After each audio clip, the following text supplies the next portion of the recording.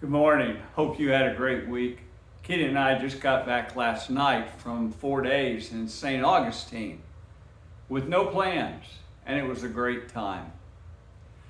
You know, the other night I went out to dinner with some friends, just four of us, sitting there in a time that we should be in a conversation, and one of them was just pecking away on their phone.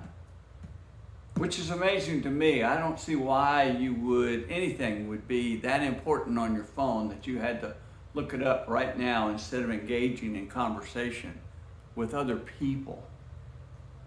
When Kitty and I walk through the neighborhood, and we do that a lot, I'm always waving, smiling. We're always saying good afternoon or good morning or hello to people that we pass. I've noticed that the young people, they don't want to talk as much as the older people do. A generation thing, I guess. But I was taught to be courteous and friendly and open with people. I went to the doctor last week actually, before I went to St. Augustine. Had a physical, had to give some blood, and I was sitting in the lab waiting, and the lab was packed. It was just full of people. And everybody was sitting there with their hands in their laps looking down at the ground. You would think you were in a morgue. Lady walked in, and so I said, "Hey, we've got one seat. We reserved it just for you."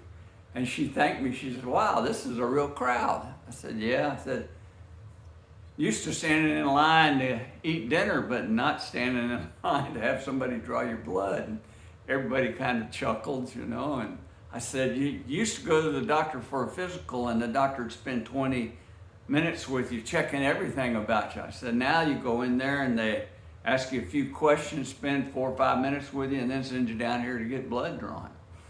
Everybody said, "Yeah, that's the way it is." The guy sitting next to me said, "Well, they found out that I have this." And he said, "I have no symptoms for it. I don't know why they said I had it, but something told them that I had it. And so now I'm in here having this additional blood drawn." And with that, other people in the room started to open up and talk about why they were there.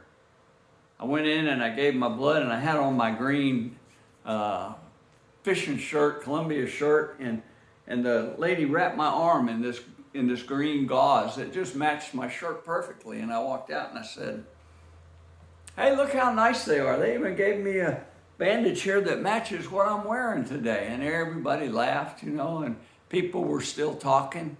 And as I left and got in the car, I thought, I wonder what Jesus would have done if he had been in that waiting room when everybody had their hands down in their laps and it was acting like it was a morgue.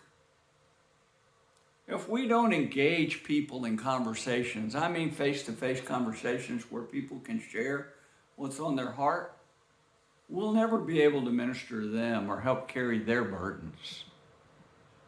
I want to read to you out of Galatians chapter 6, verses 1 and 2.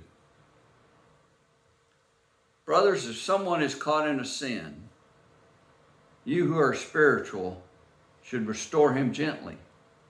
But watch yourself, or you may be tempted. Carry each other's burdens, and in this way you will fulfill the law of Christ." I don't see how we carry each other's burdens when we avoid conversations. Take time to smile. Take time to say good morning to the people you come in contact with.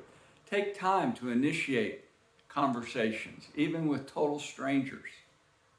You never know what opportunity will rise. Be safe. Stay well out there.